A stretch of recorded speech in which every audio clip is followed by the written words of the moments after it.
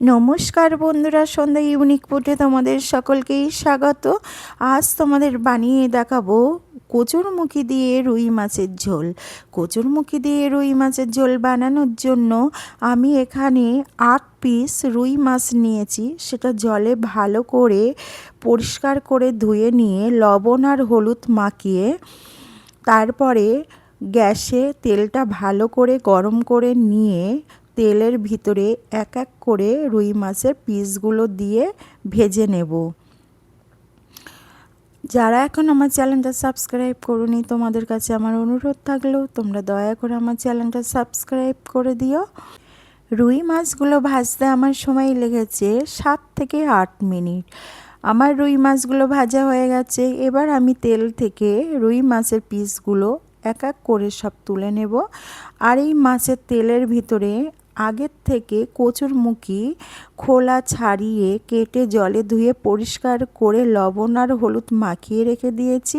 সেই কচুরমুখীগুলো তেলের ভিতরে দিয়ে ভালো করে ভেজে নেব। তোমরা এইভাবে একবার কচুরমুখী রান্না করে দেখো, বারবার খেতে ইচ্ছা করবে। কচুরমুখী রান্না করলে কচুরমুখীর তরকারি কেমন লাল লাল মতন হয়ে যায়, যার জন্য অনেকেই পছন্দ করে না। কিন্তু এইভাবে রান্না করলে কচুরমুখীর তরকারি একটু লাল লাল ভাব আসবে না, আর খেতেও খুব সুন্দর লাগবে।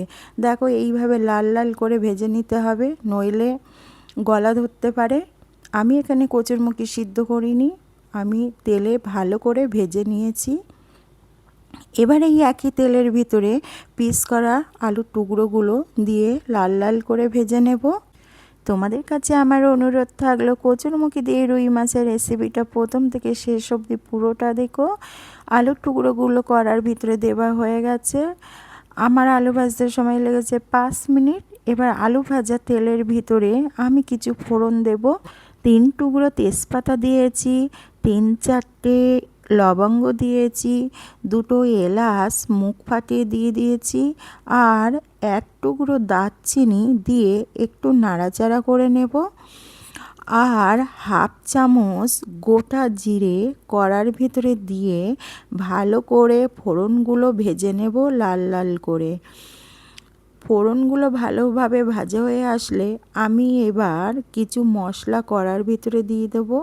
3-4টে কাঁচা লঙ্কা আগের থেকে আমি চিড়ে রেখে দিয়েছি।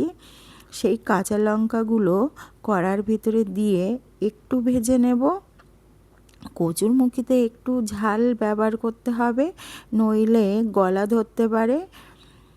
দেখো আমি 3-4টে কাঁচা লঙ্কা দিয়ে একটু ভালো করে ভেজে নিচ্ছি। এবার এক এক করে বাকি মশলাগুলো দিয়ে দেবো। 1 চামচ ধনের গুঁড়ো দিয়েছি, 1 চামচ জিরের গুঁড়ো দিয়েছি, আর স্বাদ মতন লবণ দিয়েছি, আর পরিমাণ মতন হলুদ গুঁড়ো দিয়ে ভালো করে একটু মশলাটা ভেজে নেব।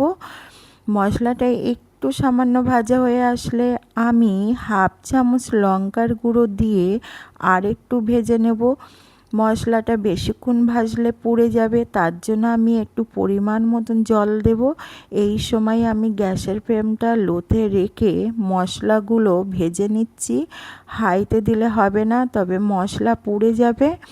গ্যাসের ফ্লেমটা লোতে রেখে দিয়ে মশলাগুলো এইভাবে ভেজে নিতে হবে। দেখো আমার লঙ্কার গুঁড়ো দেওয়া হয়ে গেছে। এবার আমি সামান্য একটু জল দেব, দিয়ে 1 থেকে 1.5 মিনিট মশলাটা ভালো করে কষে নেব। মশলাটা কষা হয়ে আসলে 1 চামচ কাশ্মীরি লঙ্কার গুঁড়ো দিয়ে আমি অল্প একটু ভেজে নেব। নিয়ে এখানে আর একটু জল দিয়ে অল্প নাড়াচাড়া করে নিয়ে আগের থেকে ভেজে রাখা আলু আর কচুরমুখী কড়ার ভিতরে দিয়ে মশলার সঙ্গে ভালো করে মিশে নেব। আলু আর কচুরমুখী কড়ার ভিতরে দেওয়ার আগে স্বাদ মতন চিনি দিয়েছি মশলার ভিতরে, আর একটু জল দিয়ে চিনির সঙ্গে মশলাটা ভালো করে মিশে নেব। চিনির সঙ্গে মশলা ভালোভাবে মেশানো হয়ে গেলে এবার আমি ভেজে রাখা আলু আর কচুরমুখী কড়ার ভিতরে দিয়ে 5 থেকে 6 মিনিট ভালো করে কষে নেব। আর আমি গ্যাসের ফ্লেমটা সব সময়তে আমি লোতে রেখে দিয়েছি মশলা দেওয়ার থেকে। কচুরমুখী কষার সময়ও গ্যাসের ফ্লেমটা আমি লোতে রেখে দিয়েই কষে নেব, হাইতে আমি দেব না, যেহেতু আমার কচুরমুখী আর আলু ভাজা আছে। তাই আমি গ্যাসের ফ্লেমটা লোতে রেখে আমি আলু আর কচুরমুখীটা ভালো করে কষে নিচ্ছি। দেখো আমার আলু আর কচুরমুখী কষা হয়ে গেছে। এবার আমি 1 লিটার জল দেব। এখানে আমি আলু আর কচুরমুখী সিদ্ধ হবার জন্য 1 লিটার জল ব্যবহার করেছি। এবার আমি আলু আর কচুরমুখীটা ঝোলের সঙ্গে ভালো করে মিশে নিচ্ছি, আর আমি ঢাকনা দিয়ে 7 থেকে 8 মিনিট ফুটিয়ে নেব। 7 থেকে 8 মিনিট ফোটানোর পরে দেখো আমার কচুরমুখীগুলো ভালো সিদ্ধ হয়ে গেছে, আর আলুটাও ভালো সিদ্ধ হয়ে গেছে। একটা ভেঙে তোমাদেরকে দেখাচ্ছি, দেখো কেমন সিদ্ধ হয়ে গেছে। আর কচুরমুখীগুলো সব আস্ত আছে, যার জন্য ঝোলটা একটু লাল লাল ভাব হবে না। অন্যান্য সবজি দিয়ে মাছের ঝোল রান্না করলে যেমন ঝোল হয়, কচুরমুখী যদি এইভাবে রান্না করো ঝোল ঠিক তেমনই হবে, একটু লাল লাল ভাব আসবে না। এবার দেখো আমি কড়ার ভিতরে মাছের টুকরোগুলো দিয়ে ঢাকনা দিয়ে আরও 2 থেকে 3 মিনিট ফুটিয়ে নেব। এবার দেখো আমি মাছের টুকরোগুলো কড়ার ঝোলের ভিতরে এইভাবে ডুবে দিচ্ছি, যাতে মাছের টুকরোগুলোর ভিতরে ঝোল ঢোকে আর মাছটা ভালোভাবে হয়ে যায়। দেখো কচুরমুখীগুলো কত সুন্দর লাগছে, মনে হচ্ছে সিদ্ধ করা ডিম দিয়ে এই রেসিপিটা রান্না হচ্ছে।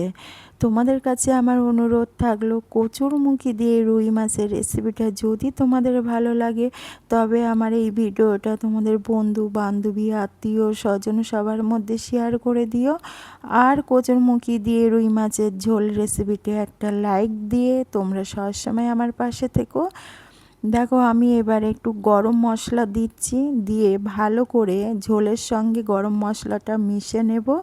গরম মশলা ঝোলের সঙ্গে মেশানো হয়ে গেলে 1 মিনিট মতন গ্যাসের ফ্লেমটা লোতে রেখে আমি ঢাকনা দিয়ে ভালো করে ফুটে নেব। 1 মিনিট ফোটানোর পরে ঢাকনা খুলে তোমাদের দেখাচ্ছি, দেখো আমার রেসিপিটা পুরো রেডি হয়ে গেছে। আর একটু ঝোল ঝোল অবস্থায় লাগাতে হবে, যেহেতু কচুরমুখী ঝোল টেনে নেবে, বেশি আটা আটা করলে হবে না, তবে একটু ঝোল থাকবে না। দেখো পুরো রেডি হয়ে গেছে আমার কচুরমুখী দিয়ে রুই মাছের ঝোল। আবার কাল দেখা হবে নতুন একটা রেসিপি নিয়ে। তোমরা সবাই ভালো থেকো, হাসি খুশিতে থেকো, আর সবাই নিজের পরিবারের দিকে খেয়াল রেখো।